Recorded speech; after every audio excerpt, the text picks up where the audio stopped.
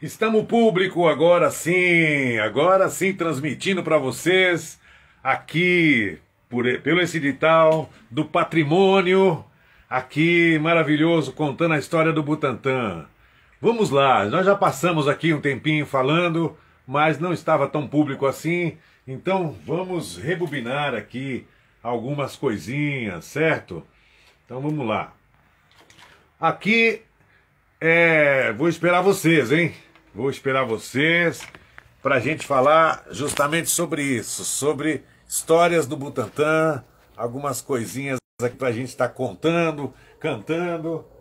Vamos lá, vamos dar um fundo musical aqui. Esperamos vocês. Opa! Tá chegando o pessoal aí, vamos lá. Arrumando a sala. Vamos que vamos, hein? Agora sim. Agora estamos aqui na Jornada do Patrimônio. Música, maestro. É isso aí, hein? Um bom domingo para vocês. Realmente, a gente precisa estar em comunicação aqui, falando do Butantã. Oba! Preparando a sala.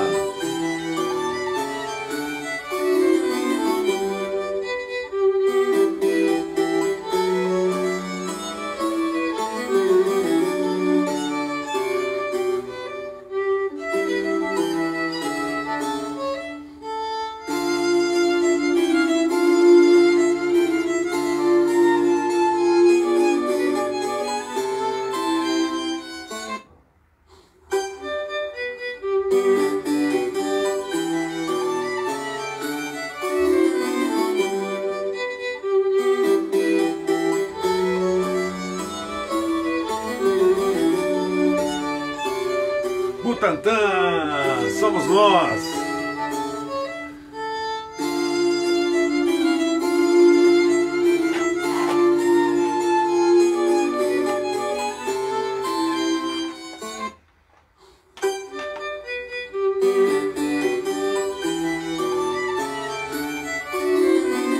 Esperando vocês aqui na minha sala, hein, pessoal?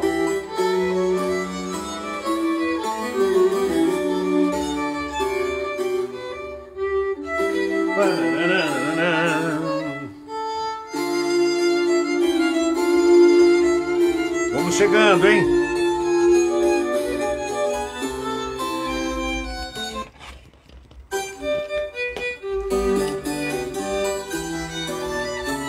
Histórias do Butantã para nós aqui. Vamos curtir esse pequeno documentário aqui para abrir a nossa inspiração. Aqui.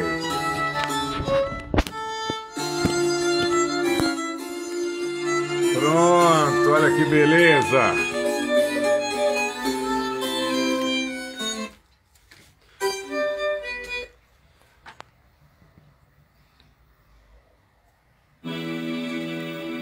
Butantã, muita história para contar. Vamos chegando. Estamos aqui na página do Toque Clóvis Ribeiro para falar um pouco das histórias dos causos do Butantã. Vou apresentar um documentário aqui, Os Caminhos do Butantã, para vocês conhecerem um pouquinho mais sobre esses caminhos, sobre essa cultura nossa aqui do Butantã. E ainda vou cantar aquele hino do Butantã que eu compus há muito tempo na Praça Elis Regina. Bons tempos com o maestro Samuel Kerr. Salve, maestro, tudo bem? Estamos aqui contando história, né? A gente vai envelhecendo e vai contando história, fazendo história. Isso é maravilhoso. Muito bom. Olha, a Laide Costa participa desse documentário. A equipe toda de apoio, a turma legal que trabalhou. Então vocês vão conhecer um pouco desse documentário aqui. Vocês vão gostar, com certeza. Vou pôr um apoio aqui para que vocês possam curtir firme aí, tá? Vamos lá. Vou ajustar aqui. Vão chegando, viu? Vão se assentando aí, que eu já estou ajustando aqui a câmera. Quieta aqui. Isto.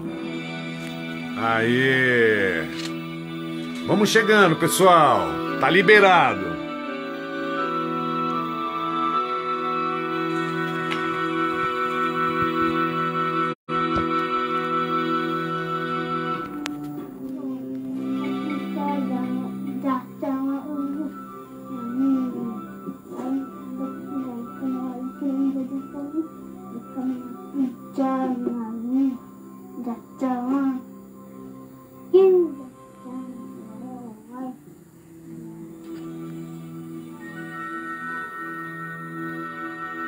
Sonhos, singelezas infantis, audácias humanas, desejos poéticos, enfrentamentos brutais, romper de rochas, desvirginando terras, plantando cidades. Sonhos e audácias traçam os caminhos do Butantã. O antigo e o novo convivem nesse pedaço de São Paulo que vamos mostrar para vocês. Por aqui passaram bandeirantes, índios, negros escravos, aventureiros e audaciosos. Mas hoje, o que é o Butantã? Olha, o Butantã ele cresceu bastante, ele evoluiu demais. A gente acabou perdendo algumas coisas, mas ganhou muito em modernidade. Eu acho que o Butantã é um bairro excelente para se morar. É perto da cidade, um bairro que tem tudo com facilidade. Mas também tem os seus defeitos, né? Também está faltando coisa aqui, muita coisa também aqui. Olha, aqui, né, onde nós estávamos aqui, tinha uma paineira que era o ponto histórico do Butantã. A paineira tinha 400 anos, que era a parada dos bandeirantes. Como arquivo lá do Butantã, temos a casa do bandeirante. Aqui em cima tem a rua MMDC. É uma história, Butantã é uma história.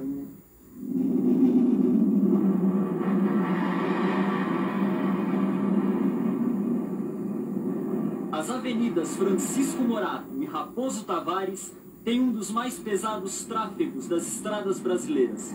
Caminho natural para o sul, rasgado por bandeirantes e tropeiros, o Butantã transformou-se num importante polo industrial paulista. E o mais fantástico, ainda assim, o Butantã é a maior área verde da cidade de São Paulo, um verdadeiro pulmão na metrópole poluída. E este é o Butantã, fica na zona oeste da cidade de São Paulo. Aqui vivem mais de 437 mil pessoas, das mais diversas raças, credos, etc. São 56 quilômetros divididos em 5 distritos: Morumbi, Vila Sônia, Raposo Tavares, Rio Pequeno e Butantã. Butantã. Será Butantã? Vamos ver se a gente descobre o que é Butantã.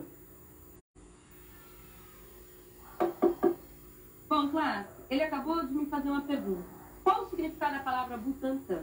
Como nós estamos estudando a história dos povos indígenas, vocês já sabem, né? Alguém poderia responder para ele? Cauê, você pode responder, por favor? O primeiro nome que o Butantã teve foi Ibitatá. O significado dessa palavra é terra dura, taipa de terra tocada. O segundo foi o Butatá, que é o primeiro significado, e o terceiro foi Butantã, que é chamado até hoje. Esse menino é um gênio, professor. Dá um 10 para ele. Um 10.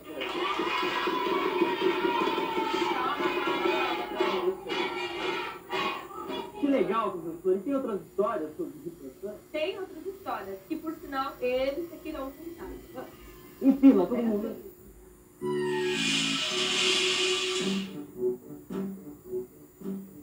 Então não conheces Dom Afonso Sardinha, a bula que o nosso Papa proclamou?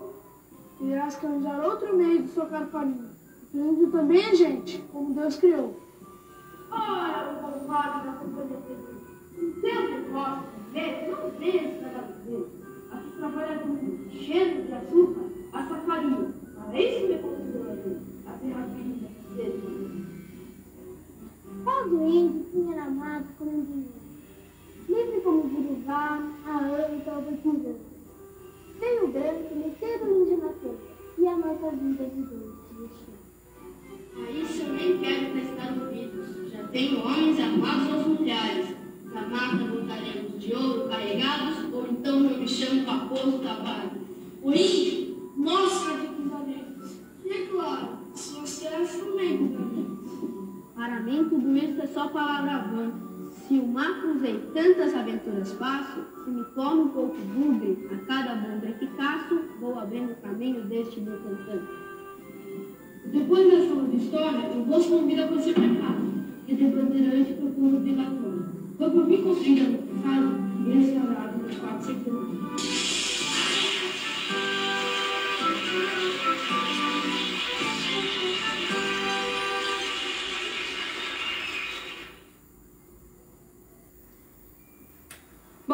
Agora vamos ver como era a casa na época dos índios e bandeirantes. Então, essa era a casa de Afonso Sardinha? Bem, dizem que essa era a casa de fazenda de Afonso Sardinha. Os bandeirantes, quando iam para o sertão, pernoitavam nessa casa.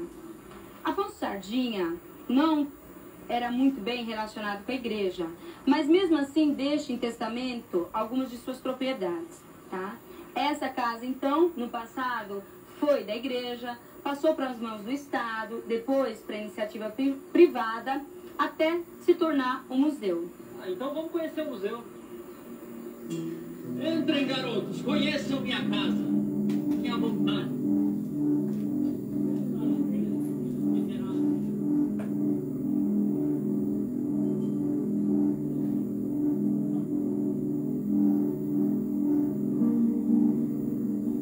Desenvolve na Casa do Bandeirante atividades museológicas, atividades artísticas, atividades musicais, voltadas à fruição da população, ao mesmo tempo que ela também, para muitos pesquisadores, estudiosos, muitos alunos de arquitetura, ela é um documento arquitetônico importante enquanto testemunho de uma época da cidade de São Paulo, do período bandeirista.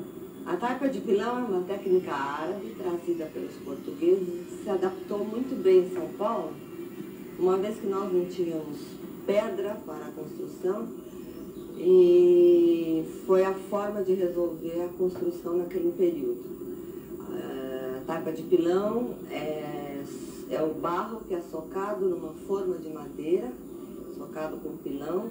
Esse barro se adiciona a ele algumas ervas, até em alguns casos sangue de animais para que desse a liga. Em 1954, a Comissão do Quarto Centenário montou um cenário bandeirista, ou seja, montou um cenário que procurava representar a casa do hipotético bandeirante neste local, mas que na realidade era conhecida como Casa do Butantã. Houve um exagero, a concepção museológica da época, com todo respeito pelas pessoas que fizeram esse trabalho, era uma concepção que hoje a gente já não aceita como a mais correta.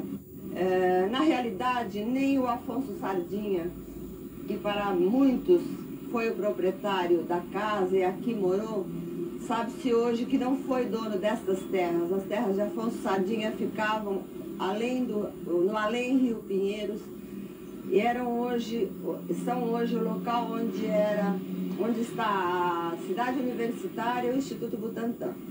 Mas então onde é que é a minha casa? Onde é que eu moro? Eu sou Afonso Sardinha! Onde está a Maria que não responde? Onde está a minha cachorra? A Casa do Sertanista é mais uma das casas históricas que pertence ao Departamento do Patrimônio Histórico da Secretaria Municipal de Cultura. Segundo consta, talvez tenha sido propriedade do padre Belchior de Pontes. Passou por vários proprietários até que em 1970 se transformou no museu Casa do Sertanista. 4 anos atrás, a casa foi sede da Embaixada dos Povos da Floresta, da União das Nações Indígenas. Nessa ocasião, se tentou fazer com que não houvesse intermediação entre a população e as tribos ou os povos indígenas. Quem eram os sertanistas? Sertanistas eram estudiosos que iam pelos sertões brasileiros adentro em busca dos grupos indígenas, procurando trazer elementos não só da cultura material, ou seja, objetos, como informações a respeito dessas culturas. E aqui na Casa do Sertanista, principalmente, tem relevo a figura dos irmãos Vilas Boas, que foram sertanistas bastante conhecidos no Brasil todo e que foram as pessoas que deram origem a este acervo. Antigamente, nossos antepassados viviam em perfeita harmonia com a sua tradição, a sua religião, enfim, várias comunidades diferentes, várias tribos com tradição diferente, com costumes diferentes, e que vivia perto de um rio. Esse rio vários nomes dentro dos costumes indígenas. Com a chegada dos homens brancos, no caso da civilização, muitos índios foram extinguindo e também foram se espalhando, indo para distantes lugares, onde se agruparam. São vários índios, na época que nós conhecíamos, pela história de hoje, que os nossos avós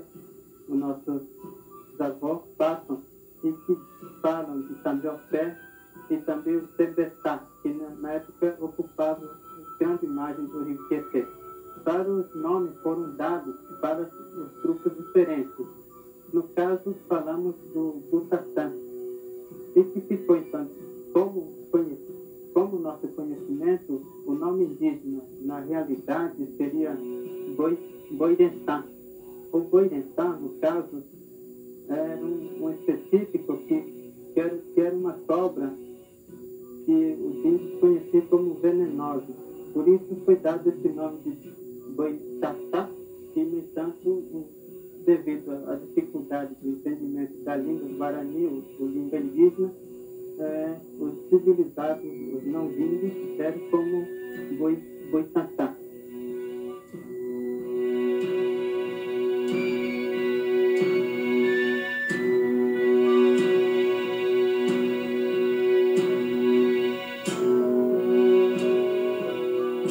O Instituto Butantan, ele surgiu no fim do século passado, para bem dizer, em termos mais precisos, em 1899. Todavia, foi em 1901 que realmente ele começou as suas atividades como Instituto Butantan. Ou melhor dizendo, naquela época ele começou como Instituto Serum Terápico, e que teve como iniciador das atividades, e que nós consideramos como verdadeiro criador, fundador do Instituto Butantan, o médico Vital Brasil, mineiro da Campanha, que era um médico que clinicou no interior de São Paulo, conhecia os problemas de ofidismo e que foi chamado inicialmente para combater o problema da peste bubônica.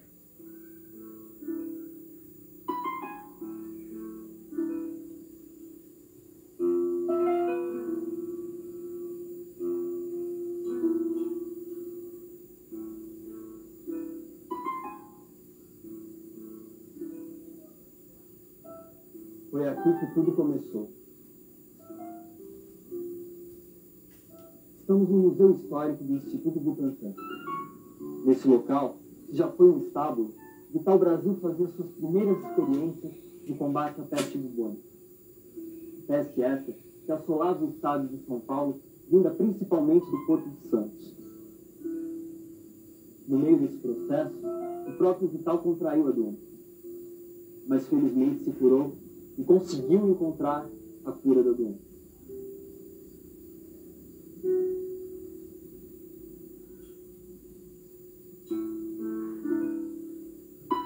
Naquela história anterior, quando se escolheu a fazenda do Butantan, essa fazenda era uma fazenda enorme. Ela começava aqui nesse limite da Avenida Vital Brasil, se estendia até o Rio Pinheiros e englobava toda a área onde atualmente está instalada a cidade universitária. A cidade universitária, o terreno em que ela se encontra, ele foi desmembrado da área da antiga fazenda que pertencia ao Instituto Butantan. A USP ocupa uma área de mais de 3 milhões de metros quadrados. Tem 35 cursos de formação superior e nela convivem mais de 35 mil alunos. Sua ação não é somente acadêmica, estende-se também à comunidade. O Hospital Universitário é um exemplo. Acabei de entrar aqui na USP, saber como é a USP. É legal estudar aqui, meu? Acabei de entrar, tô meio perdidão. Né? Fala, bicho, o que você quer? Meu, olha, eu quero saber como é estudar aqui. Eu vim de longe, bicho, é legal. Daqui? Bem, a USP parece uma universidade liberal, tudo, mas tem suas pequenas burocracias. Tem, por exemplo, para tudo precisa de alguma coisa, autorização, tudo, né? Mas fora isso, é só festa aqui, né? Apesar de ter uns caras reacionários querendo fazer a gente pagar aqui, mas eu acho que...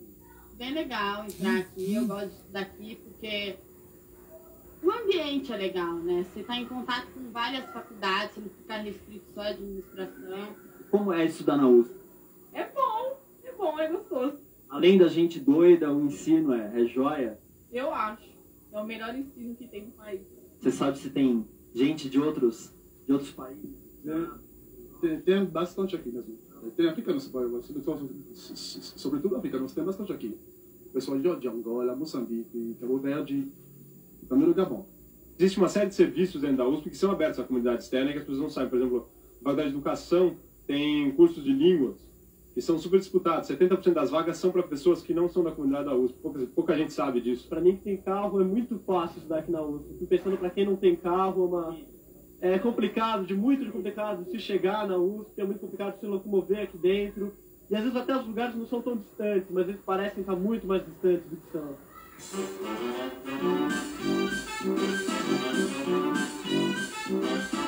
A especulação imobiliária também abriu os caminhos do Butantã. No início do século, corretores criativos aproveitavam a febre do automóvel e da motocicleta para organizarem corridas desenfreadas que marcaram o circuito de Itapecerica. A estrada, portanto, fechava um círculo. Partia da Avenida Paulista e voltava ao ponto de partida. Com isso, ela formou, então, o chamado Circuito de Itapecerica, muito conhecido durante anos. Mas por que Circuito de Itapecerica? Porque com o advento dos automóveis, dos veículos de motor, esse circuito foi adaptado para provas turísticas. Os primeiros automóveis que vieram a São Paulo, quase que obrigatoriamente tiveram que percorrer o circuito de Itapecerica em competições. E mesmo depois de terminadas as provas automobilísticas, durante anos, continuaram as provas motociclísticas. Até mais ou menos a década de 30, ainda havia provas motociclísticas no circuito de Itapecerica, que nos primeiros tempos servia mais aos carros de bois do que aos veículos com pneumáticos, porque o grande meio de comunicação no começo do século entre a região de Itapecerica e Santo Amaro e São Paulo foram os carros de boi, que enchiam a vila de Pinheiros. Isso eu me lembro como se estivesse vendo agora diante dos meus olhos. Vinha pela rua Butantã, de novo atravessava aquele trecho que não tinha moradia, que era aquele barranco, bastante mato, né? Atravessava de novo a ponte e seguia mesmo caminho que está aqui. A descer da ponta, que a gente ia passando para lá, de um lado era barranco, né? E do outro era onde fazia o porto de areia. Tirava areia, aquele era muito grande, a água muito limpa. E a vizinhança com as pessoas? Ah, mas muita gente muito boa, sabe? Porque eram todos amigos, né? Família assim, do bairro, um conhecia a outra, um nascia aqui. Os que ainda estão aqui no bairro, a gente considera uma família, né? Porque cada um procurava ajudar o outro. Nós não tínhamos farmácia, não tínhamos armazém. Então havia aquela coisa de comadre, né? Está faltando alguma coisa, corre lá na casa de casa. Então havia essa coisa. E isso uniu muito as famílias. 40 anos atrás, todo mundo em busca de um ideal. Então havia muito mais união, muito mais solidariedade, muito mais interesse em fazer as coisas. Hoje já está tudo pronto, então é mais difícil, né? E a participação era mais intensa, muito mais calor.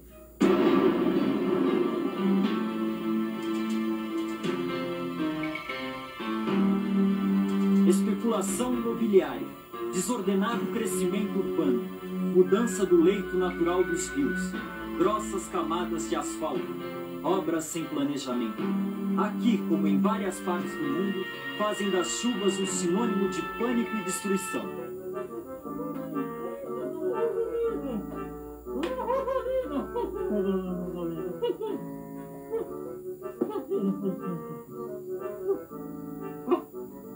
Mas, Danilo, que loucura! Como a senhora faz para escapar dos incêndios? Usa até um pé de pato? É um perigo, né? A gente precisa se salvar, porque houve até quem não se salvou nas incêndios. Agora, eu acho que deveria fazer algumas galerias para dar mais vazão. Como mesmo da Raposo Tavares, para dentro do Periperi, tinha que ser feita uma galeria que seguisse para que estejasse no Pirajussara. É o que a gente sempre esteve notando. Porque aqui no Periferia, o Pirajussara enche também, porque ele recebe água de todos os bairros. Vila Sônia, Taboão, Gonfilhola e tudo. E na hora que vem a enchente, onde explode é aqui que está o lugar mais baixo. Um dia teve um engenheiro conversando conosco, ele falou, vamos limpar aqui, limpar ali. Eu falei para ele, limpar não adianta. Quem mora aqui somos nós. E nós que sabemos do problema, como é que tem que ser feito. Não é eu pedi desculpas, eu falei, o senhor é engenheiro, o senhor estudou, mas aqui a prática é que é difícil. Ele estudou na teoria, né, fazer os desenhos, mas e nós dentro d'água? Aqui nós estamos em cima do rio Pirajussara. Quem nunca soube que tem muita gente hoje que já não sabe que aqui é o rio Pirajussara, entendeu? Aqui onde nós estamos agora, neste momento, aqui mesmo era um local que inundava tudo isso aí. Nós estamos na parte final do Pirajussara, exatamente onde corta a cidade universitária. Não é isso, Miguel? Olha, o final do Pirajussara é ali no Rio, no Rio Pinheiros. Agora, nós estamos aqui, aonde foi feita a nova obra, que já era para ter sido feita há muito tempo. Agora, eu acredito que com esta obra que está sendo feita, que foi feita, não vai mais dar inundação como dava aqui na rua Alvarenga, na rua Valentim Gentil, e essa parte toda do Butantã, que é onde que dava o maior enchente aqui. Agora, o que pode acontecer, que ali ainda tem, parece, uma pequena deficiência naquela ponte de lá, porque está mais estreito do que este canal. Pode ser que naquela parte, como já é próxima dos Rio Pinheiros, talvez não esteja influência na parte do Butantã. Pode ser que não dê inundação, porque ali já está bem na boca do Rio Pinheiros. A travessia do Rio Pinheiros, que já foi Jurubatuba, perde-se no tempo. Inúmeros são os registros. Já em 20 de janeiro de 1632, a Câmara decretava que, para facilitar a travessia do rio Jurubatuba, notifico e obrigo que os moradores que servem pelo Butantã façam a ponte.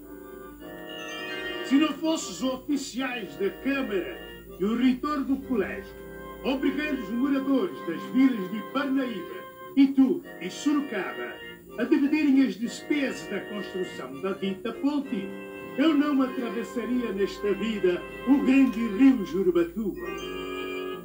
Anda, burro! Anda, burro! Não tá vendo que a ponte é segura?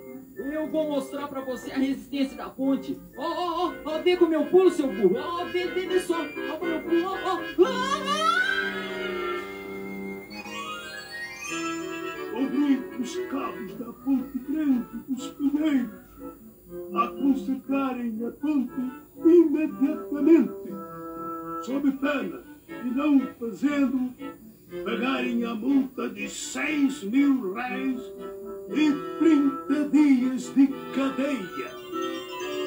A Câmara do Estado de São Paulo proíbe a passagem de tropas de cavalos, mulas e bois pela ponte, devido à sua fragilidade.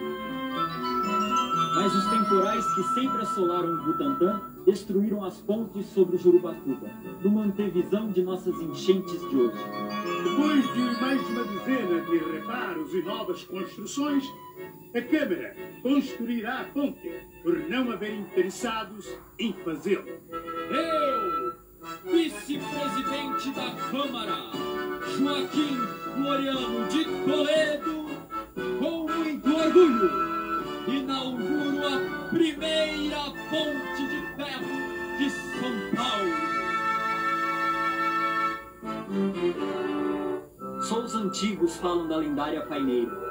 E Vital Brasil, Raposo Tavares, Eliseu de Almeida foi um bombeiro que se destacou por atos de bravura. Francisco Morato, um professor de Direito e um dos fundadores da Ordem dos Advogados de São Paulo. O que será a MMDC? Por favor, o que é MMDC? Eu não sei. O que é MMDC? Miragaia Martins Drauzio e Camargo, os 4 de 1932, na Revolução Constitucionalista Paulista. Achamos a resposta! Por favor, você sabe quem foi Raposo Tavares? Não, meu amigo, eu não sou da terra, não sei quem foi Raposo Tavares. Ah, infelizmente não sei não sei. Um bandeirante, né? Que abria as estradas. Vamos saber quem foi Corifeu de Azevedo Marques. Por favor, o senhor sabe quem foi Corifeu de Azevedo Marques? Corifeu de Azevedo Marques? Quem foi? Não, deve ser algum prefeito, algum quê? Nunca ouvi falar. Por favor, o senhor sabe quem foi Corifeu de Azevedo Marques? Ele parou, gente, ele tem informações. Bom, eu por enquanto não sei não, né? Por favor, o senhor sabe quem foi Vital Brasil? Não sei informar, não. Não. Não sei. Não tenho a mínima ideia. Já moro aqui há 20 anos e não sei quem foi Vital Brasil. Quem foi Vital Brasil foi o... O vendedor do veneno da cobra. O Jornal do Bairro particulariza e registra nosso cotidiano. É nele e em todos os órgãos regionais de comunicação que podemos discutir e resolver nossas pequenas grandes questões. No mundo globalizado, precisamos ser cada vez mais particulares. A isto chamamos democracia, identidade de um povo. Oi? Boa noite? Boa noite, não, boa tarde.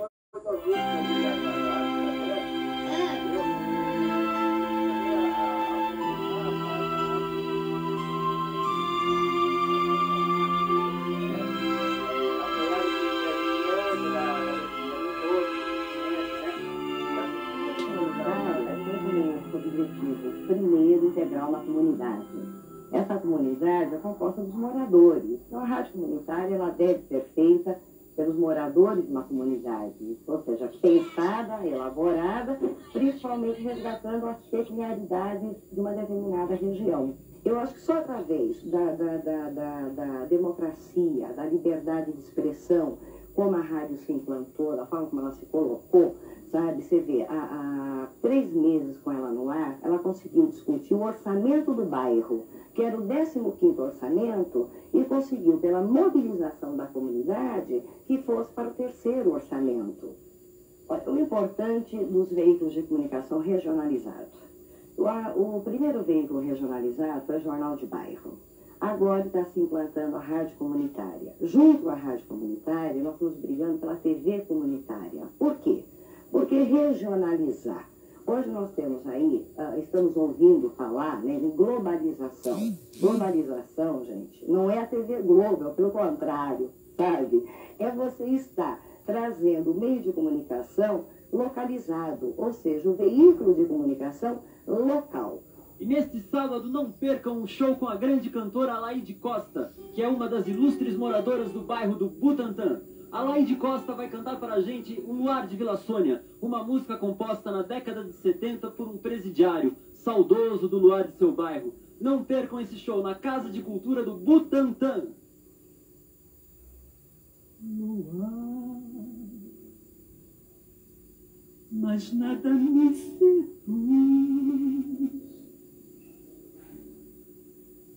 se não chorar pensando em ti. Luar, sonho banhado em luz, agora eu sei o que perdi. É noite e tudo se desfaz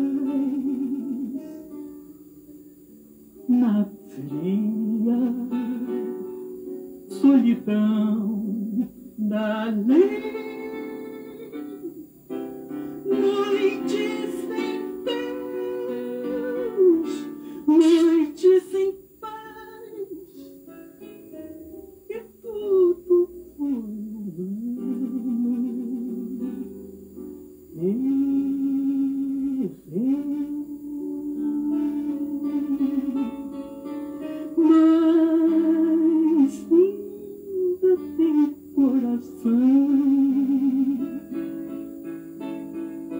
E tudo pode acontecer, o despertar da redenção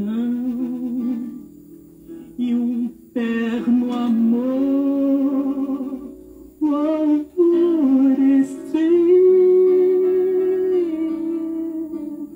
amor alívio para insônia, perdão, a graça para o fim. Quero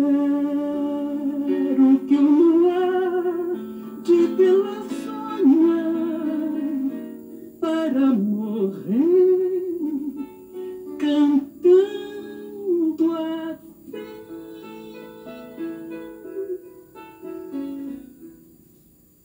Casa de Cultura do Butantã, que foi inaugurado oficialmente no dia 31 de maio de 92. E tem por objetivo básico a formação de cidadãos, né? A formação na área artística e cultural. O corpo técnico da casa, composto de 22 funcionários, elegem a programação tendo como base o critério de qualidade e também visando atender aos pedidos dos seus frequentadores. E nesse enfoque, a casa desenvolve 11 oficinas semestralmente e, dentre algumas que nós encerramos este ano, nós temos o Pó de Costura, que foi um pedido da nossa comunidade local, com um aproveitamento muito bom, muito grande, inclusive com exposições dos trabalhos produzidos. Artes plásticas, também uma grande exposição e, inclusive, o nosso muro externo pintado pelos frequentadores dessa oficina. Temos também a oficina de flauta, de canto coral, que engloba a terceira idade e também idades variadas a partir de 14 anos. Eu não sou nada. Eu nunca serei nada. Eu não posso querer ser nada. A parte disso, eu tenho em mim todos os sonhos do mundo. O teatro adulto é uma oficina muito concorrida da casa. Outra oficina muito importante é o teatro infantil, desenvolvido por funcionários da casa. Temos também o Tai Chi Chuan, uma atividade da casa. O Tai Chi Chuan ele congrega mais de 300 pessoas e é desenvolvido aqui na Casa de Cultura de Butantã e desenvolvido também no Clube de Senhoras de Terceira Idade do Jardim Monte Kennedy. Desenvolvemos ainda as oficinas de dança, dança de salão, danças folclóricas internacionais, nacionais, que concentra todas as faixas etárias. Nós temos atividades com terceira idade também, com mais de 100 idosos, né? É um trabalho muito importante que a casa mantém. A casa oferece também práticas esportivas visando atender a nossa comunidade, como o futebol. E, para um melhor acompanhamento desse futebol, estabelecemos uma parceria com o Clube Pequeninos do Jockey, que é uma entidade sem fins lucrativos, existente há 26 anos aqui na região, e que já formou grandes craques, né, inclusive para a seleção brasileira. Durante o ano de 95, fomos premiados como o primeiro encontro dos escritores do Mercosul. Em 96, desenvolvemos o projeto Poesia 96, que reuniu todas as sextas-feiras na casa escritores importantíssimos na área de poesia e crítica e se tornaram muito amigos aqui da casa. E na área da música, nomes como Felipe Tinoco, que realizaram nessa casa o último show da dupla, Jair Rodrigues, Márcio Franco, e a nossa grande amiga, moradora aqui do bairro, que é a grande dama da canção brasileira, Alaide Costa. Já nada me sinto, agora sei o que perdi.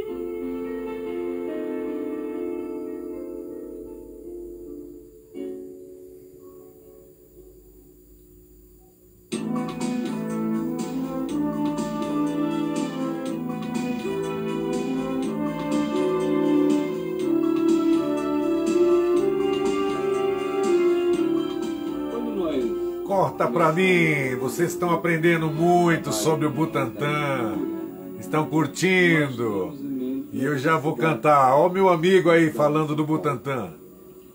E começamos a tentar descobrir a identidade de cada região. Descobrimos que o que não era bom para o Butantã, de repente podia ser bom para Itaquera. Então, cada bairro é como um estado que tem a sua característica, tem o seu aporte cultural, folclórico. Nós descobrimos em cada região dessa do trabalho manifestações importantíssimas, que a gente até tinha pensado que tivesse acabado, mas o avô, o pai, o filho, se lá trouxeram e foram passando para os seus netos, não tinha como mostrar. O Butantã, nós descobrimos coisas importantes aqui nessa região. Quer dizer, a participação da população tem sido uma coisa impressionante. E todos os artistas, todos os produtores que chegam nessa casa, que trabalham nessa casa, querem voltar com certeza. Porque a comunidade recebe de forma até diferente. O que precisa é de força, apoio. A iniciativa privada tem que entender isso, tem que estar mais presente, juntos, porque só o poder público não vai conseguir resolver os problemas que aparecem, né? E isso em todas as áreas. Então, temos até que catequizar esses empresários para entrarem com mais firmeza nesse campo, na área do cinema, das artes plásticas, do teatro, da música, né? Esta foi uma pequena visita ao bairro do Butantã, de tantos sonhos, glórias e mistérios, como o sonho de se fazer uma ponte sobre o rio Jurubatuba. E hoje, além de pontes, existem túneis, existem rios que passam por baixo do asfalto, existem túneis por baixo dos rios, por cima dos rios. Esse é o novo Butantã!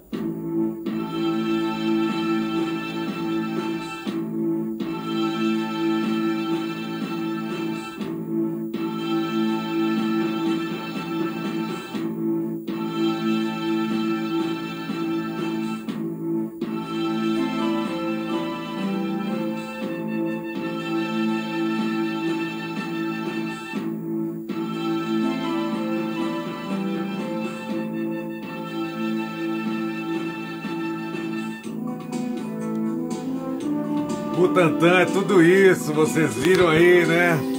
Que documentário incrível! Ah, isso é maravilhoso! Obrigado ao pessoal aí, ó, desses Caminhos do Butantã. Um documentário que precisa ser sempre revisto, não é? Para a questão cultural do nosso bairro aí, maravilhoso! Maravilha! Então é isso que nós temos aqui. Junto com isso, do Ibitatá ao Butantã, certo? Esse é o mote, é o tema. Vocês estão conseguindo curtir aí? Estão conseguindo ver? Estamos aqui aberto ao público para vocês todos aí, dentro desse projeto. Dentro desse projeto aí, da Jornada do Patrimônio, certo? Maravilha! Butantã, a partir de 1560, este local foi obrigatoriamente palmilhado pelos bandeirantes e os jesuítas, como foi muito bem dito aí pelos nossos historiadores, né? Então, isso nós estamos falando, Butantã, em 1560. E ele era grafado na época como Ubutatá, em 1592, Ubutatá. Essa forma de dizer que até chegar no Ubutatá, antes disso, ela era uma vila, não é? E na Vila São Paulo, nessa época, chamava-se de Ibitatá. Ibitatá. Ibi, que vem de terra, né? Ibirapuera, Ibiúna. Nós temos aí sempre essa característica da terra, não é? Então, Ibitatá. E o tempo vai passando, evidentemente, nós vamos tendo aí outras nomenclaturas. Aí, segundo consta esse documento oficial aqui do Butantã, depois de Ibitatá, em 1615, Afonso Sardinha e sua esposa Maria Gonçalves doaram essas terras para a igreja do Colégio de São Paulo, conforme escrituras conhecidas, extraídos alguns trechos. Algumas terras mais pertencem a essa doação, como uma cismaria das terras de Ibitatá. Cismarias dá uma ideia de 6, né? 6 partes. A 6ª parte dessas áreas aqui da região. Como consta nos títulos dele, porém, são de nenhum rendimento, tá? Marta Oliveira, tudo bem? Marta, Edna Mesquita. Estou por aqui contando um pouco de história do Butantã, história do nosso bairro. E estou aqui com a história oficial na mão, ó. Tudo começou então no Ibitatá, né? O Ibitatá ali com a pronúncia toda indígena, não é? Ibi, todo bairro que começa com Ibi, Ibirapuera, Ibiúna, ela vai ter esse prefixo, né? Esse prefixo de terra, Ibi, terra. Depois, então, de 1615, quando o Sardinha mandou isso aí para a igreja, em 1759, gente, 1759, com a expulsão dos jesuítas, a propriedade foi confiscada pelo Estado e posteriormente vendida em ata pública. Ao mesmo tempo que passavam sucessivamente de um para outro proprietário. Aí os proprietários foram se sucedendo. As terras da antiga Sesmaria tiveram alterada a sua primitiva denominação, que era de Ibitatá. Aí passou a ser conhecido como que passou a ser conhecido? Foi ser chamado de Ubitatá. Ubitatá. Então era Ibitatá e aí passou a ser Ubutatá. Isso já depois da expulsão dos jesuítas, né? 1759.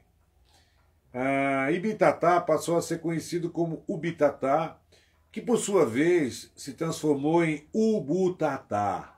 Ubutatá. E finalmente chegou a expressão que é hoje Butantã, né? Que por vezes então Butantã um dos últimos proprietários das terras que pertenceram a Afonso Sardinha foi a família Vieira de Medeiros, que vendeu depois para a companhia City de Terrenos e Melhoramentos. Então a história começa aí, nesse loteamento pela City, a City comprando toda essa área do Butantã, fazendo os loteamentos.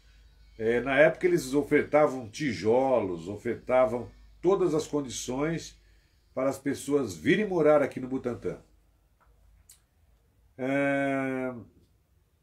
Muito bem, depois dessa mudança toda dos nomes, né? Todo esse processo, vale a pena lembrar que, diante dessa história, eu compus uma música que a gente sempre canta aqui no Butantã, que é contando a história do Butantã, usando esse mote mesmo.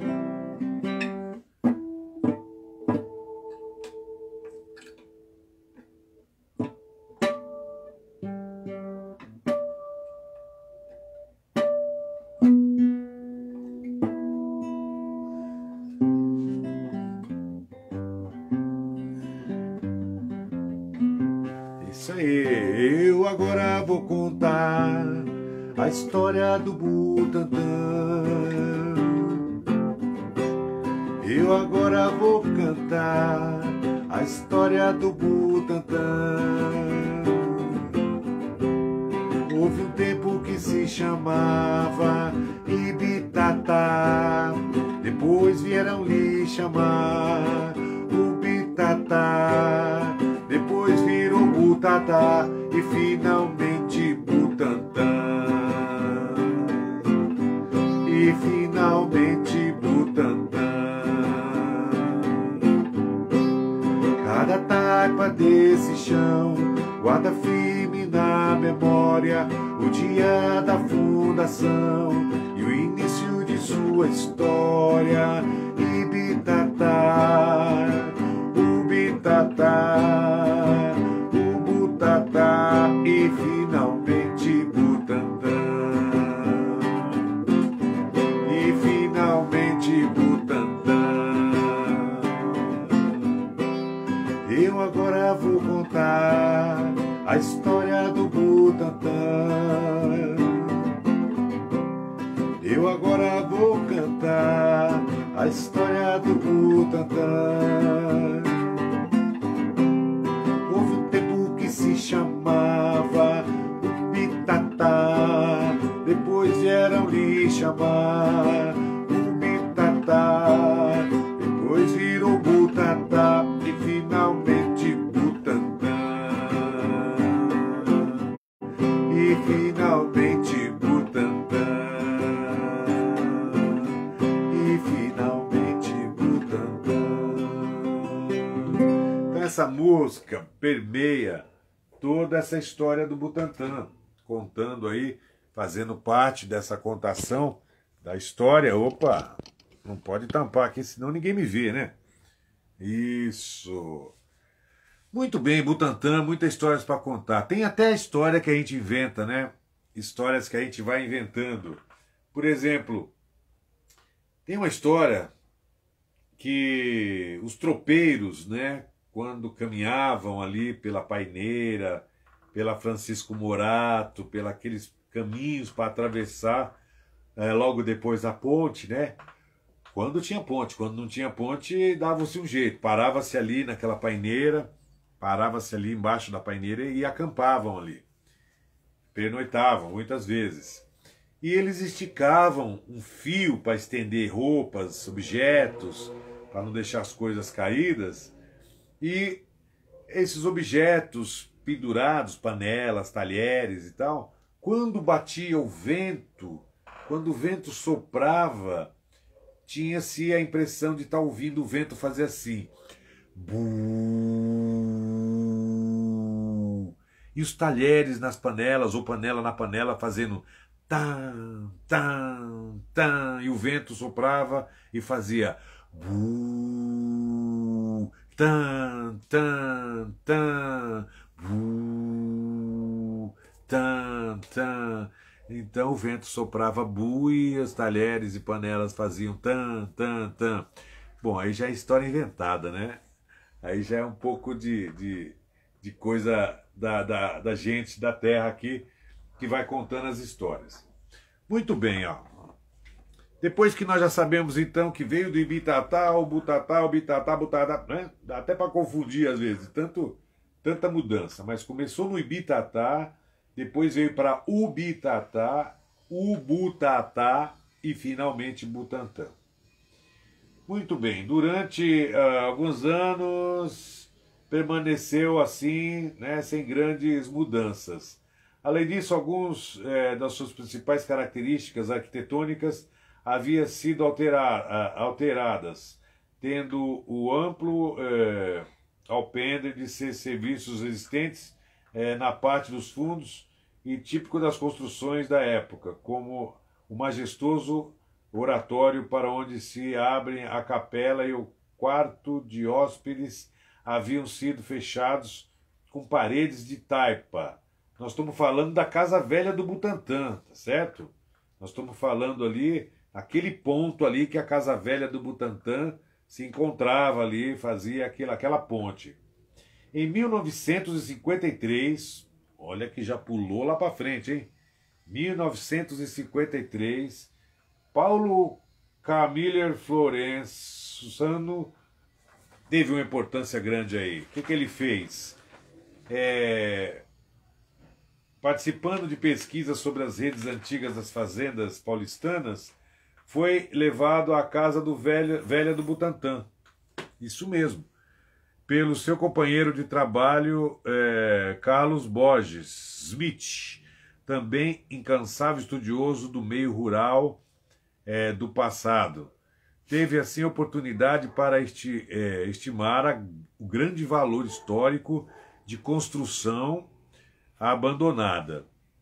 Né? Nós estamos falando dessa casa velha aí, essa casa que chamava-se Casa Velha do Butantã. Hoje nós vamos ver que ela ganhou outros nomes, né?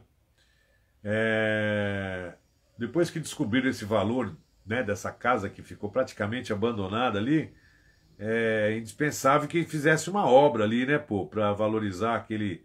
A ideia de transformar a velha mansão num monumento à família Bandeirante em ambiente doméstico característico do século XVIII era recebido sempre com o maior entusiasmo. Mas a falta de verba, já naquela época lá, impossibilitava qualquer iniciativa prática. Foi um poeta, sempre um poeta sensível, Guilherme de Almeida. Guilherme de Almeida foi um dos responsáveis pelo modernismo, né? Guilherme de Almeida introduziu o raicaísmo, não é? Também no meio poético nosso.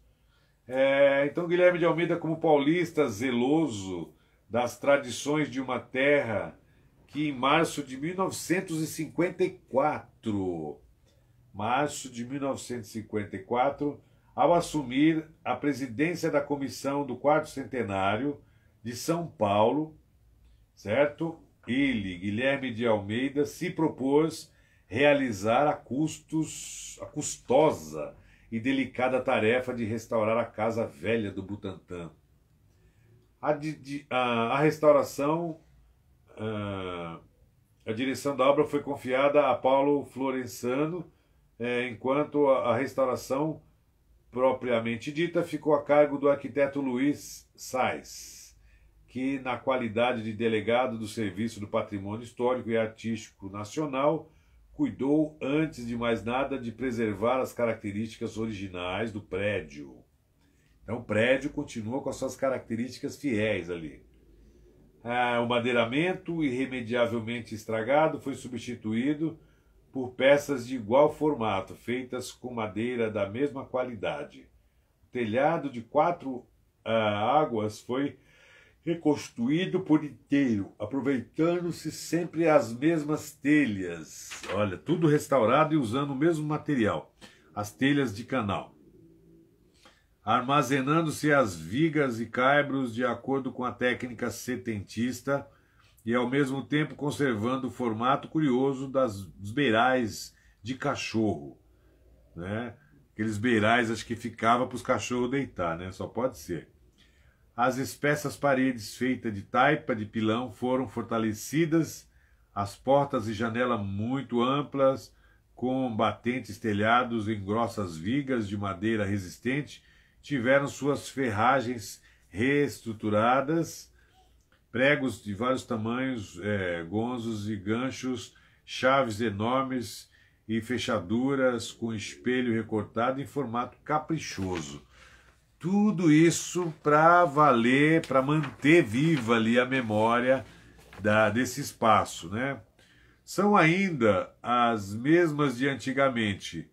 Uma ou outra peça foi substituída, mas sempre por outra idêntica, feita de ferro forjado, para resistir à contínua passagem de visitantes e permitir a conservação dos móveis e utensílios da casa.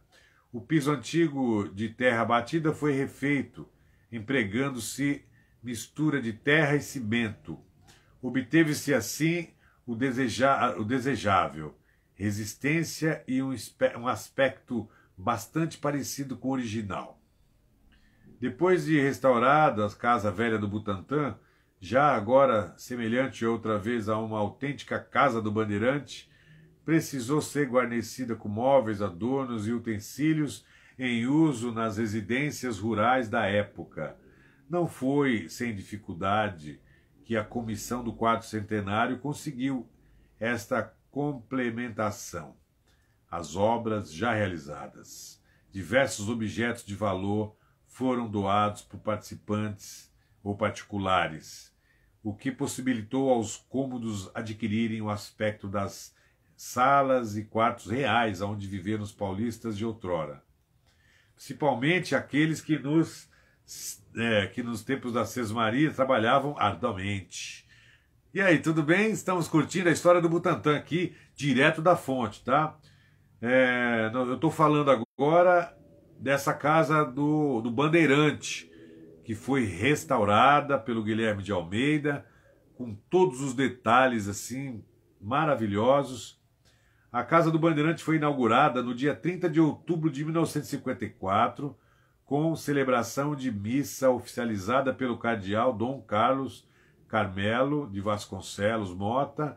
Depois do histórico da fazenda do Ibitatá, encontramos algumas referências desse bairro.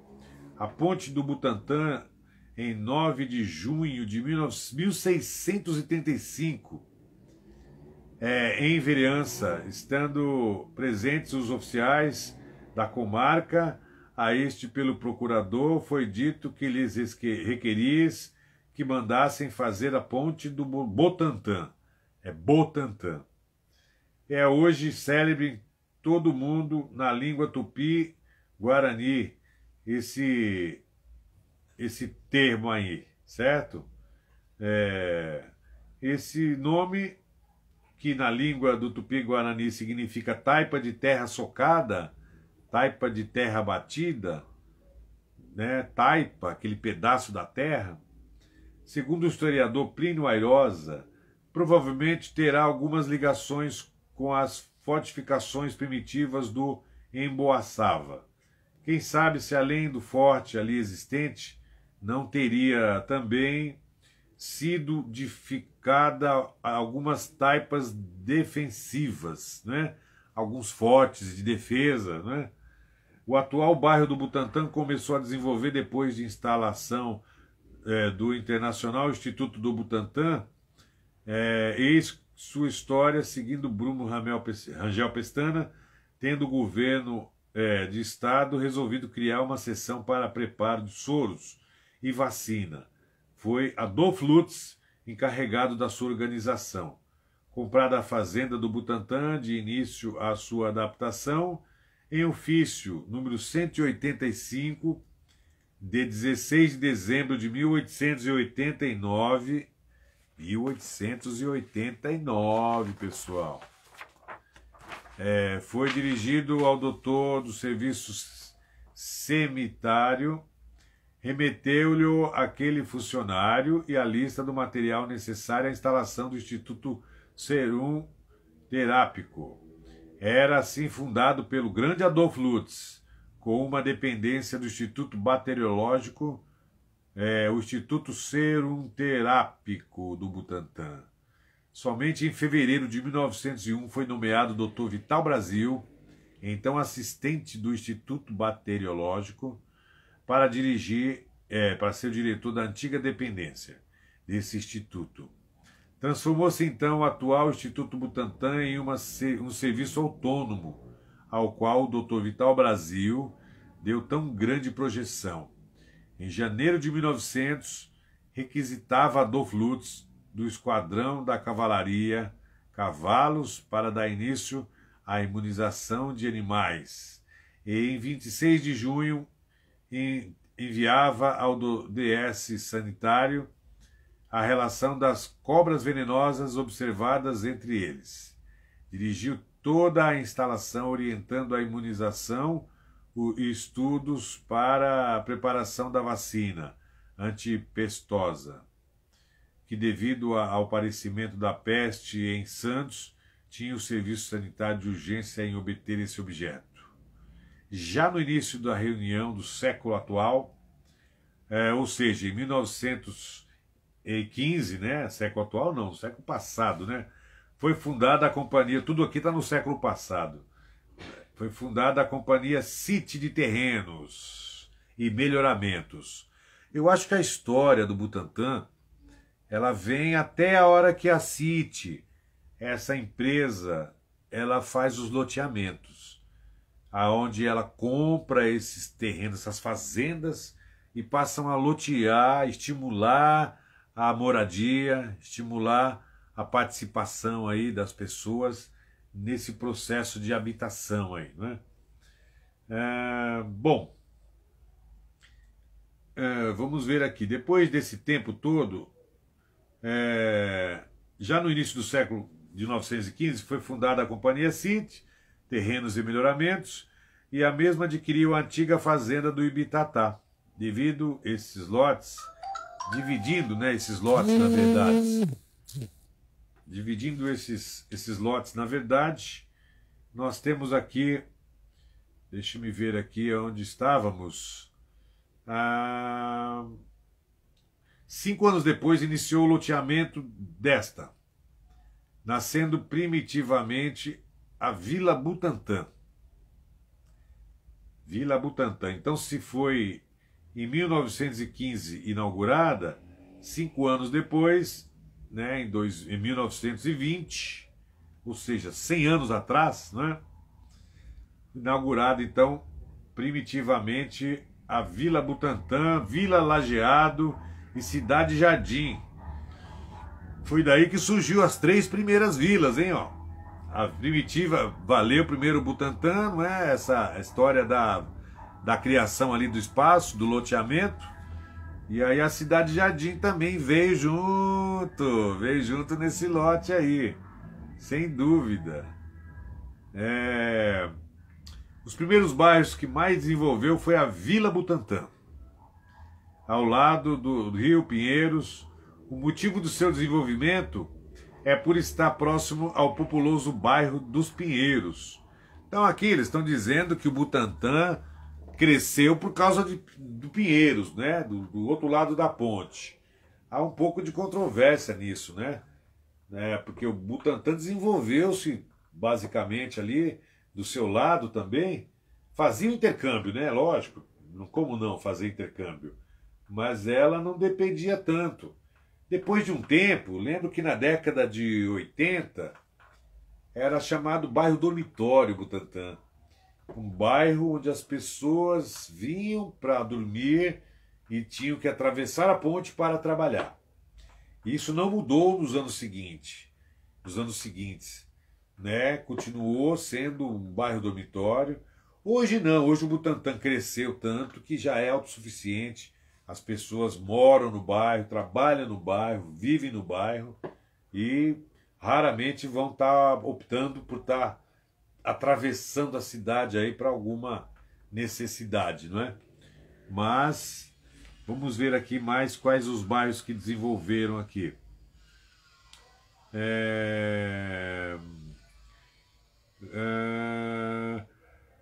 A lei de número 1082, de 13 de setembro de 1907, no bairro de Pinheiros, foi criado o 13º subdistrito da capital, né? Com a denominação de Butantã. Então, Butantã foi criado como subdistrito ali, através da documentação oficial, 13 de setembro de 1907. O bairro dos Pinheiros foi criado também nessa época, né, abrangendo ali Na época, olha que curioso, hein? Isso aqui, nós estamos falando que o bairro dos Pinheiros foi criado lá, o subdistrito da capital, o Butantã no subdistrito de Pinheiros, né? E abrangia, sabe quantos quilômetros quadrados? 51,68. Não é de se espantar, não é?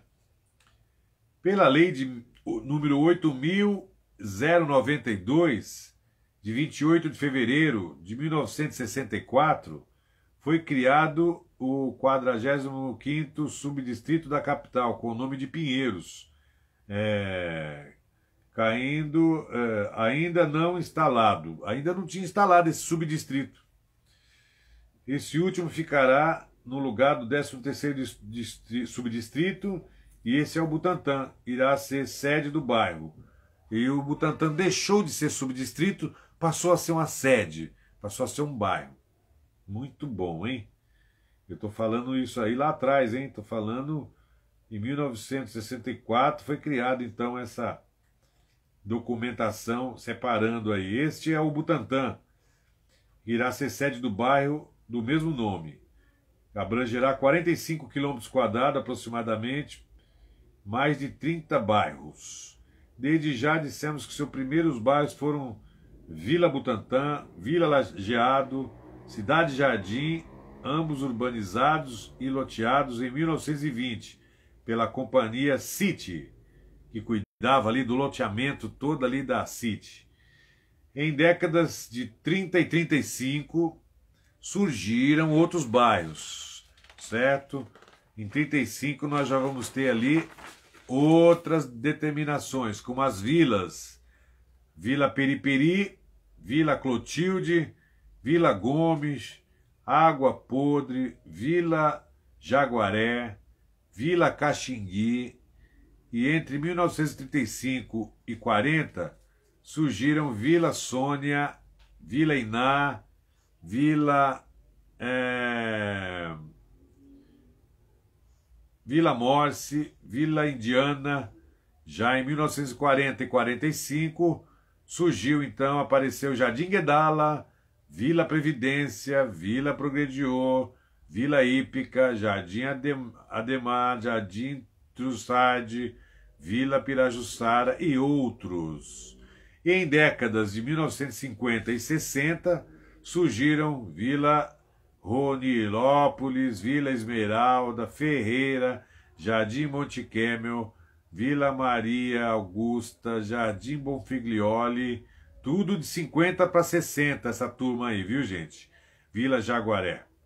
Em 1920 começou a nascer a Cidade Jardim, fundada pela Companhia City. A respeito do Jardim América, foi o mesmo que aconteceu com este bairro, e é ocupado desde o seu loteamento por pessoas de classe abastada. E eu conheço muitas pessoas que ainda moram nessa região abastada aí da cidade, né? Jardim Paulistano, né, que chamava. Ele chamou ali de Jardim Pinheiros também, né? Jardim América, Jardim América. Bom, vamos seguir aqui. Em 1941 foi inaugurado nesse bairro o Jockey Clube de São Paulo. Ei, Jardim Guedes, seja bem-vindo, meu filho. Estou aqui contando história aqui do Butantã, hein? Coisa que vocês já conhecem bem. Marta Oliveira, Edna Mesquita, obrigado aí pela presença, por estar participando aqui. Hoje estou aqui falando em nome da Secretaria de Cultura nessa empreitada, nessa Jornada do Patrimônio 2020, do Ibitatá ao Butantã, muita história para contar, e eu estou aqui contando história aqui para vocês, né? Muito bacana. Já cantei, né? E daqui a pouco vou cantar mais. Nós estamos falando que o Jockey Club foi inaugurado em 1941. Muita história do Jockey Club. O Jockey Club trouxe um crescimento muito grande aqui para a nossa região do Butantã, né? Quem gosta do Jockey Club? Quem já foi ao Jockey Club aí? Quem já foi ver os cavalos que correm lá maravilhosamente? Ali já foi uma região, já foi um espaço da ala da burguesia, de toda a nata social, né? Todo mundo ia para o Jockey Club desfrutar. Hoje o Jockey está caído lá, está abandonado, ninguém sabe o que vai ser. Existem dívidas enormes do Jockey Club com a cidade, não é? Então, não sabemos como é que vai ficar aí. Na solenidade esteve presente o senhor Roberto Alves de Almeida e o ex-prefeito Francisco Prestes Maia. Olha aí, gente. Até o Prestes Maia esteve lá na inauguração do Jockey Club. Aliás, ele era ex-prefeito, né? E foi um dia muito festivo. Depois de instalação do hipódromo, ao seu lado surgiram o Jardim Guedala. Jardim Guedala, onde teve, eu acredito que um dos primeiros conservatórios musicais aqui do Butantã, lá no Jardim Guedala, o Conservatório Haydn, que depois passei a ser Conservatório Aide Baroni, não é? Aí já não era mais conservatório, passou a ser escola de cursos livres na modernidade. Mas começou lá como Conservatório Haydn, com a pianista e professora Aide Baroni, fazendo a história ali da música no Butantã. E vem dessa época aí, com certeza, viu? Nós temos aqui Jardim Guedala e Vila Jaguaré. Primitivamente foi o nome de um morro e de um córrego, depois como paragem dos bandeirantes em tempos coloniais. Desde aqueles antigos tempos, este era ocupado por inúmeras chácaras. Somente em 1930 é que lotes foram abertos, né? Esses lotes hoje, o bairro do Jaguaré orgulha-se de possuir o Internacional Centro Estadual Agrícola Sociedade Anônima, o melhor CEASA. Olha só o CEASA, você sabia que o CEASA se chamava isso? Esse nome todo? Internacional aí, que é o lugar? Centro Estadual Agrícola Sociedade Anônima. A Vila Pirajussara também foi pouso de bandeirantes, sabiam dessa? Vila Pirajussara, maravilha. Em tempos remotos, pois em recenseamento de 1765 já era citada como bairro, sua denominação também é de um córrego que passa por este lugar. Apesar de ser antiquíssimo, teve sua urbanização somente em 1940. Aproximadamente. Em tempos coloniais, o popular e pequeno bairro da Água Podre, nome também de um córrego, foi paragem dos bandeirantes. Paravam em tudo quanto é paradinha ali, tinha um córrego, tinha onde pôr os cavalos, apiar, os bandeirantes estavam descansando, né? E ali a Vila Caxingui nasceu por volta de 1930. Muito se desenvolveu, sendo hoje um populoso bairro do distrito. Hoje, o distrito conta com 6 paróquias de religião católica, paróquia São José do Jaguaré, criada em 1945, paróquia Santo Antônio de Vila Caxingui, paróquia de Santa Maria Gorete de Vila Gomes, paróquia de São Benedito de Vila Sônia, ambas criadas em 1955, e em 1957 foi criada a paróquia de Nossa Senhora dos Pobres, da Vila Butantã. Em 1965 foi criada a paróquia de São Pedro e São Paulo da cidade de Jardim. A área do subdistrito abrange os seguintes bairros: Jardim Monte Alegre, Jardim Lúcia, Jardim Borges, Vila Lajeado, Cidade de São Francisco, Vila São Silvestre, Vila Dalva, Vila Ivani, Vila Butantã, Vila Indiana, Vila São Luís, Vila Tiradentes, Vila Polópolis, Vila Gomes, Vila Mirajussara, que deve ter... aliás, Mirajussara não, desculpa, gente. Vila Pirajussara, né? Mirajussara não vale. Vila Clotilde, Jardim Cristi, Jardim Ademar, Jardim Everest, Jardim Bonfiglioli, Jardim Maria Luísa, Jardim Pinheiros, Vila Previdência, Rolinópolis, Jardim Periperi, Jardim Trussardi, Jardim Nilson Ferreira, Vila Sônia, Itararé, Jardim Monte Kemmel, Jardim Guedala, Vila Iná, Vila Caxingui, Vila Progrediô, Cidade Jardim, Vila Maria Augusta, Vila Hípica, Vila Esmeralda, Rio Pequeno. O distrito possui vários estabelecimentos turísticos, como Cidade Universitária, que foi criada em 1951, o Hipódromo do Jockey Clube, a Cidade Jardim, a Casa do Bandeirante, o CEAGESP, o Instituto de Previdência e o Instituto Butantã, que é o mais atraído pelos turistas. E aqui, ó, em 1973, o Butantã tinha 175.724 habitantes. Isso em 1973. 724 habitantes, sendo que 88.336 homens, 87.388 mulheres. Estava empatado, né? Praticamente 87 mil para 88 mil. Não parece ser uma diferença que acarrete assim grandes coisas, né? Muito bem. A Casa do Bandeirante é o simbólico dado a essa autêntica relíquia arquitetônica do meado do século XVIII. É exemplo típico de residência rural paulistana da época, em que se processava o ciclo do ouro, importante fase histórica do Brasil, de iniciativa dos bandeirantes paulistas e que teve como resultado remoto o alargamento das fronteiras da pátria. A Casa do Bandeirante foi restaurada em 1954 pela Comissão do Quarto Centenário de São Paulo, a fim de dar cunho mais regional às comemorações da fundação da cidade de São Paulo.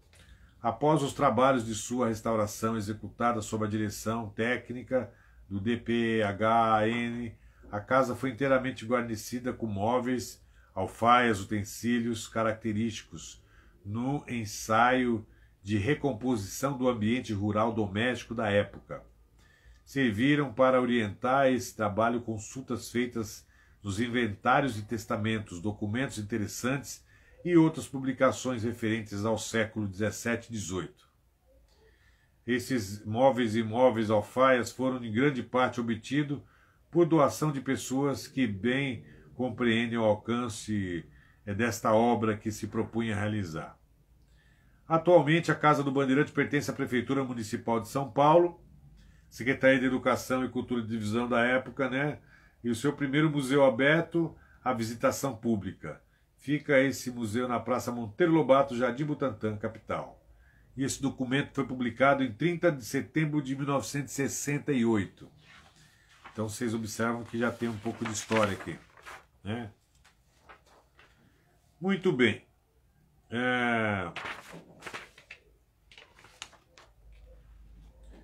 Vamos concluir essa parte histórica do documento. Ponte do Butantã.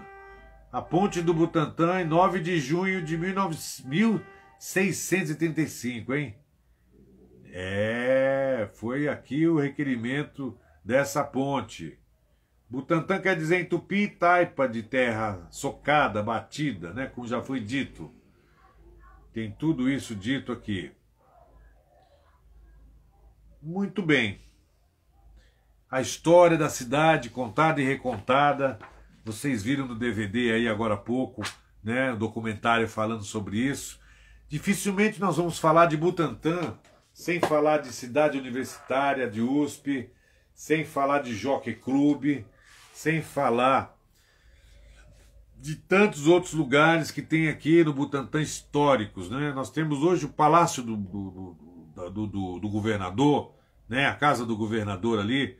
Nós temos hoje Chácara do Jockey aqui, que é um parque hoje, ali onde os cavalos corriam, aonde tinham até corrida teve ali, né? No Monte Camel. Hoje é um parque conquistado, né? Pela população. A especulação imobiliária queria transformar ali em prédios, mas houve uma resistência e uma vitória parcial. Opa, olha aí, o Rubens também dando um toque aí, um oi. Obrigado, Jadir, Edna, Marta, vocês aí que estão curtindo esse bate-papo aqui hoje, privilegiando essa história do Butantã. Eu sou Clóvis Ribeiro, tenho feito parte aqui da história do Butantã, tenho feito as atividades, tenho acompanhado. Eu fui coordenador da Casa de Cultura do Butantã, ao movimento da luta por espaços culturais da época, e hoje é uma conquista nossa, né? Então Butantã teve as rádios comunitárias, uma das primeiras rádios comunitárias também, Rádio Cidadã FM, que vocês viram aí agora há pouco a dona Lucy falando da importância dessa redemocratização dos meios de comunicação. E já na época ela dizia da TV da TV também livre, TV comunitária. A rádio foi uma conquista, a TV está sendo agora também. Nós vamos fazer também a TV, vamos fazer com que a TV cidadã venha a ser também uma revolução aqui para o Butantã e uma renovação também nos meios de comunicação, né? Então o Butantã, para falar do Butantã, teremos que falar bastante dos artistas que também moram aqui. Nós temos o Morro do Querosene, que é o celeiro de artes, né? Nós temos a Casa de Cultura do Butantã. É uma casa só no Butantã. Precisamos fazer mais, porque a demanda dos artistas, a demanda da comunidade está maior, está grande.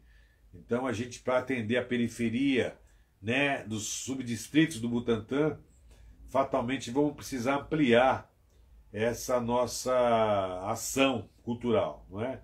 Mas hoje vem representando muito bem aqui para nós esse espaço, oferecendo oficinas, oferecendo atividades culturais, não é? E para nós é de grande valia.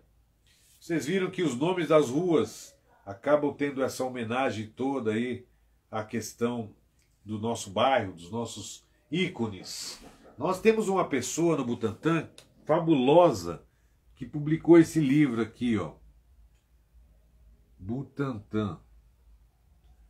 O livro chama Butantã e Suas Veredas, Guia Cultural e Turístico. Quem publicou esse livro? Uma das especialistas do Butantã aqui, minha querida Maria José Silva Querido. É a Mazé que nós conhecemos. E aqui então, neste livro, que vocês aí talvez encontrem em alguma situação aí na internet ou alguma... Vale a pena. Tem as histórias do desenvolvimento todo do bairro, tem as histórias aqui contadas. Inclusive, tem uma poesia muito legal aqui que eu vou ler para vocês. Cadê aqui a poesia? Queremos a poesia que estava por aqui. Aqui dentro do livro também, ela fez uma publicação. Olha que linda aqui a árvore da paineira. Essa é a árvore da paineira, famosa aqui no bairro. E aqui, deixa eu ver se está a poesia. Cadê a poesia aqui dessa paineira do Butantã? Eu musiquei esse poema. Vou achar essa poesia aqui para ler para vocês. Linda poesia.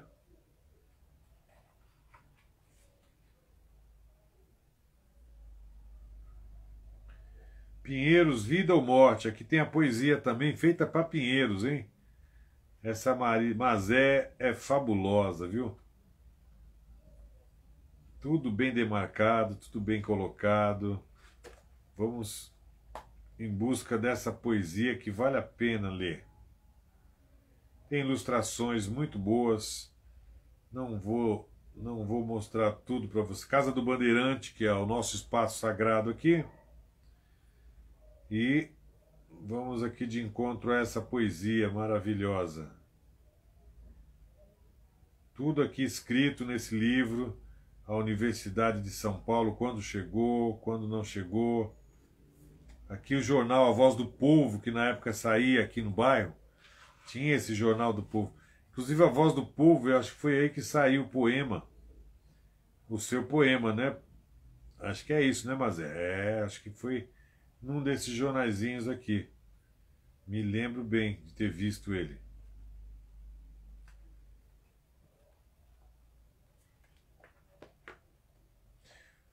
Muito bem, como é que foram nossa jornada aqui? Como é que vocês gostaram da jornada? Deixem um comentário aí se gostaram. Não é? Deixem um comentário se gostaram aí, poxa. Para mim é muito importante. Opa! Muito importante estar aqui com vocês nesse momento, né? Onde a gente está contando a nossa história, falando. E a poesia da minha amiga... Lembrando que os Caminhos do Butantã, né, a gente já fez bastante. Vamos dar uma andada aqui, vamos sair, mudar de ambiente. Vamos voltar aqui para a realidade, né? Saindo um pouco desse universo. E aqui nós temos então o poema. Vamos lá, vamos ler esse poema aqui. Pronto, outra iluminação, outro ambiente. Já que a jornada é do patrimônio, vamos nos movimentando aqui, certo? Aí, a voz do povo, ó, que saía as matérias aqui. Então, Luar de Vila Sônia. Luar de Vila Sônia, aqui também um bairro nosso. Luar, mas nada me seduz, se não chorar pensando em ti. Luar, sonho banhado em luz, agora eu sei o que perdi. É noite e tudo se desfaz na fria solidão da lei. Noite sem Deus, noite sem paz. E tudo foi humano, errei. Mas ainda tenho coração. E tudo pode acontecer. O despertar da redenção, de um amor novo, o alvorecer. Amor, alívio para a insônia, perdão, graça para o fim. Lúcia Maboni, seja bem-vindo, Lúcia. Amor, alívio para a insônia, perdão, graça para o fim. Quero-te, luar de Vila Sônia, para morrer cantando assim. Luar, mas nada me seduz, senão chorar pensando em ti. Luar, sonho banhado em luz, agora eu sei o que perdi. Declamado. 9 horas. Apagam-se as luzes do presídio. Mais uma esperança perdida na insipidez de um dia estiolado que se foi para o além. Como tantos outros se foram desde que me destinaram essa vida amargurada de encarcerado. Mais um período de lágrimas, mais um momento, não é, onde a gente procura forças, procura dentro daquele encarceramento, busca mais um período de lágrimas para minha grande desventura. A noite tenebrosa dos fantasmas, a escuridão da lei, privando-me do luar perfumado e encantador de Vila Sônia. Adormecida, a cometa da sentinela, aliás, a corneta da sentinela, ele está preso, né? Lá no portão longínquo do presídio, inicia o toque de silêncio, enquanto sob o cáustico do pranto abrasador, prossigo o meu destino marcado, cantando e chorando a minha saudade intensa. Luar, mas nada me seduz, agora eu sei o que perdi. Essa é um pouco da história do Luar de Vila Sônia. Muitos campos desabitados, muito verde embalado pelas brisas, e tantas noites de lua redonda e bela, a derramar-se em luz e prata sobre o bairro a surgir, Vila Sônia. Paulo Miranda ali morava. Um dia, enredado nas malhas cruéis do destino, mão armada, alma em desatinos, cometeu um crime e vai expiá-lo na penitenciária. Ali, na fria solidão da lei, introspectivo e só, avalia a extensão de seu crime, pondera sobre todas as grandes perdas que lhe esvaziam a vida. Dentre essas perdas, o não mais poder encher os seus olhos com o luar do seu lugar, o luar de Vila Sônia. A alma do poeta, coração de músico, inspiradamente escreve letra e música do seu luar de Vila Sônia. Levada ao conhecimento do meio musical de São Paulo, a valsa ganhou projeção e foi gravada em disco pelo cantor Tito Martínez, com parte declamada pelo radialista Moraes Sarmento, em 1961, atingindo por várias semanas as paradas de sucesso. Então é como se você colocasse os seus fracassos nas paradas de sucesso. Muito bem. Então, olha, recomendo a leitura do livro da Mazé, um livro excelente para quem gosta da história dos bairros, no caso da história do Butantã, especificamente aqui. E eu quero ainda ler mais uma coisa desse livro, da Mazé, que só esse livro já seria motivo para fazer esse trabalho. Muito bom. Vamos aqui achar a poesia para fechar com chave de ouro essa jornada do patrimônio, trazendo para vocês aqui a história do Ibitatá ao Butantã, né? Muita história para contar. Espero que vocês tenham gostado, tenham aprendido um pouquinho mais sobre o Butantã, tenha sido de influência, né? Para que vocês possam curtir um pouco mais nosso querido Butantã, nossa querida história aqui, deixada, né, pelos bandeirantes, pelas pessoas que vieram antes de nós aí. E o Afonso Sardinha, muita gente coloca nas costas dele aí o BO de ter começado tudo isso. A gente que diz que não, há controvérsia, porque existem registros aí de propriedades também de famílias e acaba tendo isso como uma parte também da história, né? Então a história é contada geralmente pelas famílias aí, por quem detém as fotografias, os documentos, as certidões, não é? Tudo isso é parte dessa história aí. O Palácio dos Bandeirantes, que está aqui pertinho, né? Nós temos o Palácio dos Bandeirantes, nós temos aqui o Corpo de Bombeiros também, que fica aqui pertinho, a Subprefeitura do Butantã, o Instituto do Butantã, não é? Nós temos também, quem mais temos por aqui? A Casa do Sertanista e do Bandeirante, que nós já falamos, né?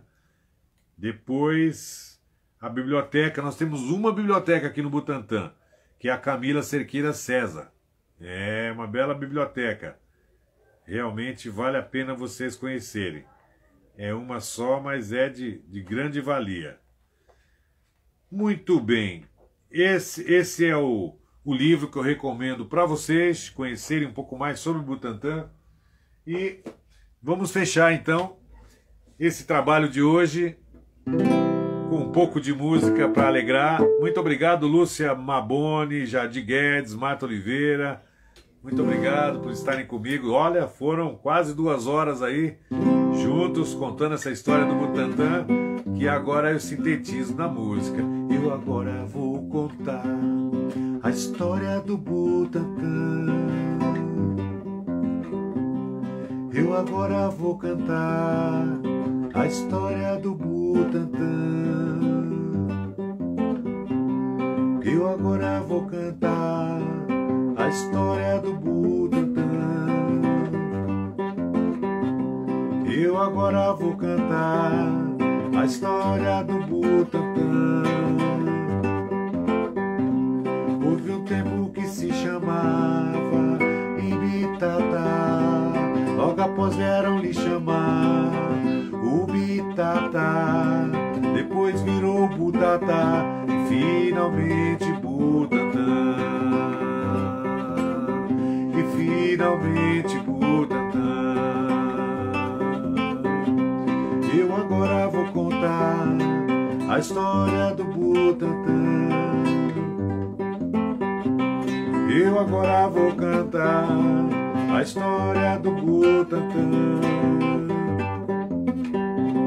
Houve um tempo que se chamava Ibitatá, depois vieram lhe chamar Ubitatá, depois virou Butatá, finalmente Butantã, e finalmente Butantã. Cada taipa desse chão guarda firme na memória o dia da fundação, o início de sua história. Ibitatá, Ubitatá, Ubitatá, Ubutatá, lá lá ya lá ya lá lá lá. Butantã, Butantã. Cada taipa desse chão guarda firme na memória o dia da fundação e o início de sua história. Ubitatá, Ubutatá, Ubitatá, e finalmente Butantã, e finalmente Butantã, e finalmente Butantã. Lá, lá, lá, lá, lá, lá, lá, lá,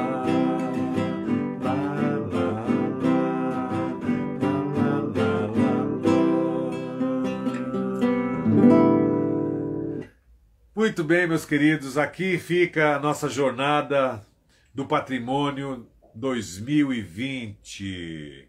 Eu sou Clóvis Ribeiro e fiz essa jornada com vocês para contar um pouco do Ibitatá ao Butantã, um pouco da história que vocês já viram ali, e muita ainda tem para se falar. Muitas pessoas detêm a história pela vivência, né? Eu quero agradecer aí os meus amigos do grupo da Terceira Idade, que é a história viva do bairro. Alô, senhor Newton, e todas as nossas queridas e queridos do grupo da Terceira Idade, que se encontram aí na Casa de Cultura do Butantã, mantendo a tradição, né? Vamos esperar passar essa pandemia para a gente poder se encontrar, para a gente poder cantar, para a gente poder ser feliz aí, não é? Cantando ali.